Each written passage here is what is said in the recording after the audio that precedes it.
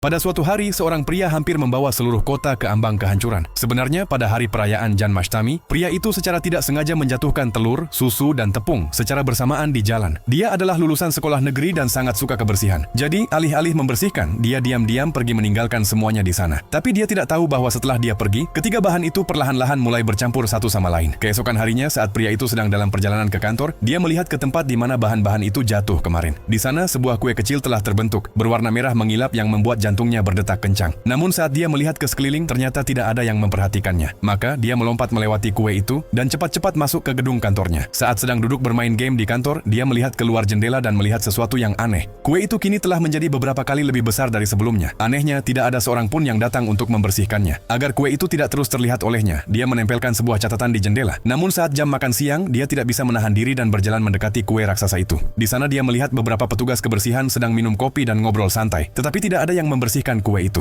Sekarang, kue itu mulai mengganggu lalu lintas. Lalu tiba-tiba, dalam hitungan detik, kue itu tumbuh 3 kali lipat dan hampir menyentuh langit. Pria itu sekarang membutuhkan 13 catatan untuk menutupi jendela. Tetapi para petugas kebersihan masih bersantai seperti tidak ada yang terjadi. Perlahan-lahan, kue itu mulai menyebar ke seluruh kota. Dan hal yang aneh adalah orang lain bahkan tidak bisa melihatnya. Seolah-olah meskipun ada di depan mata, itu tetap tidak terlihat bagi mereka. Noda merah dari kue itu mulai menyebar di jalanan. Namun tetap saja tidak ada yang bereaksi. Satu hari kemudian, kue itu berdiri seperti menara raksasa di tengah kota. Kue itu terus membesar dan banyak gedung pencakar langit telah tertelan olehnya. Namun pria itu masih duduk di kantor dan bermain game. Dan sekarang bahkan catatan yang dia tempelkan sudah tidak efektif lagi. Tekanan dari kue itu hampir memecahkan kaca jendelanya. Tapi pria itu masih mencoba menempelkan catatan untuk menutupi retakannya. Dan tiba-tiba, warna merah pekat dari kue itu menerjang masuk ke arahnya. Namun, untungnya dia berhasil selamat. Di saat-saat terakhir, dia bangkit dan langsung berlari ke arah kue itu. Dan mulai memakannya.